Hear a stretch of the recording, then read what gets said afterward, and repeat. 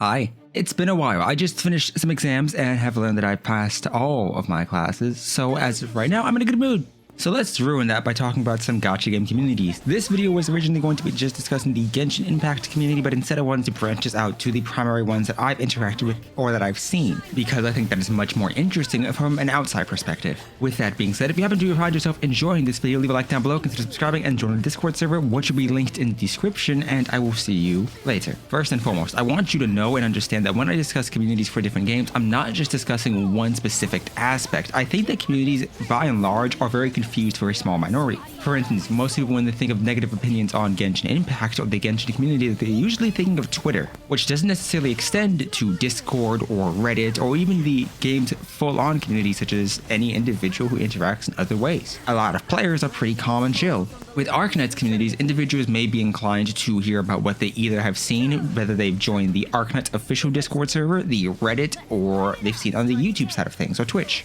And because of this, it makes it incredibly difficult to explain and elaborate on what a community is. Everyone mutually agrees that it's the player base of the game, but nobody agrees on where that player base is coming from and how large a section of the community is versus the entirety of it. I've interacted with many different Arknights players. I've seen some and interacted with some that I absolutely think are great. Same thing with Blue Archive players. They're amazing individuals. Not all of them are super horny, just some of them. And I've seen individuals who don't necessarily even care for the designs and just are interested in the lore or the storytelling or the game mechanics. And I think this is fine across different areas, but it's very difficult to try and quantify how many individuals are just interested in, say, the lore of Blue Archive versus the designs of Blue Archive. Or how many individuals love the lore of Arknights or the gameplay of Arknights versus just the character designs of Arknights. And so understand that my opinions and my experiences on different communities may be entirely different from your own just based on how you interact with that community. If you went to the subreddit or you went to the official Discord server, you may have had an entirely different time than me. But it's just so dependent on what you choose to do and where you choose to go.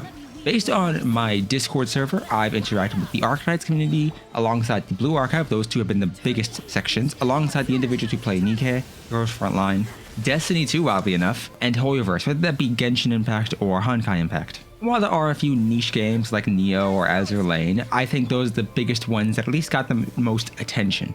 So with that being said, what would be my best community, or what I say is the best community? Honestly, overall, I'd say the community that I had the most fun interacting with and have felt the most welcome by is the Blue Archive community. This should come as no surprise to any of you if you've been a long-time fan of this channel, because I primarily started with the Blue Archive community. I primarily started covering Blue Archive content talking about the story of this game. So it should come as no surprise that the individuals who like that type of content kind of flock to the Discord server. And if you're interested, hey, join down below.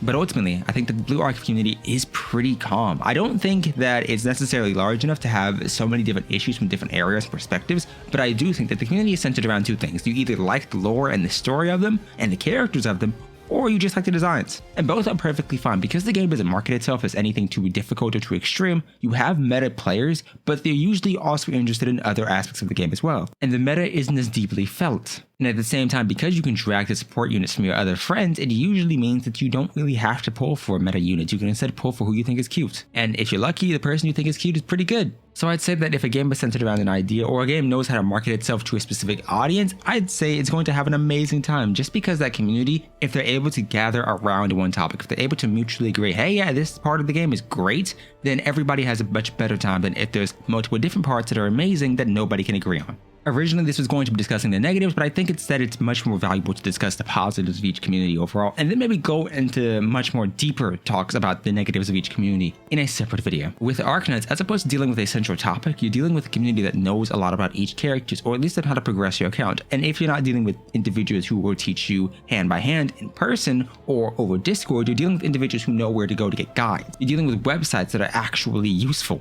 And so Arknights' main point and main benefit is that the community itself is very helpful on one hand, but also very knowledgeable. And those are two separate things. If someone is helpful, they can adequately guide you and give you good advice for not only who to pull for, but how to progress your account properly. And advice for what stages to do, how to perform different actions, what is recommended for how, and how to set up your team compositions, as well as things about deployment order. But a knowledgeable individual can essentially give you knowledge on every single character, even if they're not necessarily pinpointing that or giving it to you in a way that is very easily understandable. An example is somebody were to list to you the next 6 banner carriers and explain to you each and every one of their abilities and what they can do and what they can't do. That's good knowledge. It's not good helpful for prioritization.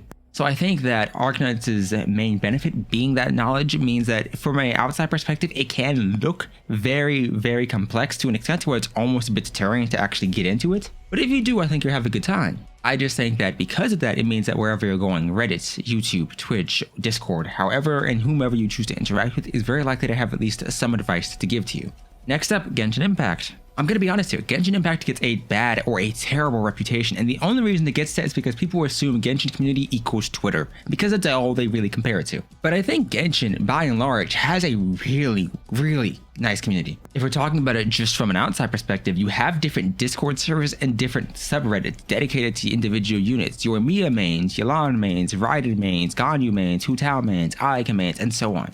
What this means is that regardless of who you actually choose to use in the game, you're very likely to have an entire community dedicated to that one character, and they're very, very likely to guide you slowly through the process of building them. And with theory crafters having entire guides out for the percentage differences between weapons or artifact sets, or what you can and can't do, and what sets are recommended pre-AR45, after AR45, it means that through every step of the way, you're essentially going to be able to be guided and handheld through the process. Even the HoYoLab official website has the Genshin interactive map to mark specialties, to mark Animoculus and Geoculus. Everything you need is available. If you have a question, it's likely been answered before or can be answered by somebody else. And given the size of this game, I think that it pushes it above Arknights in terms of just how knowledgeable the community is. Because yes, the average Genshin player might not know a lot about these subsets or recommended artifact sets, but the point that gives Genshin this, as opposed to, that being a negative, is that there are so many different YouTube channels, different guides on Twitch, online in general, anywhere, that you have a variety of resources that just isn't available to other games. There are websites for Blue Archive, there are websites for Arknights, but there aren't as many websites as there are for Genshin Impact. There aren't as many guides, there aren't as many damage calculation formulas on spreadsheets in Excel.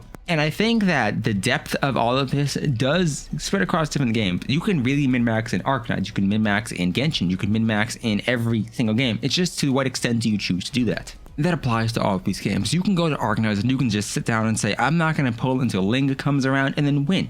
That's a very reasonable option.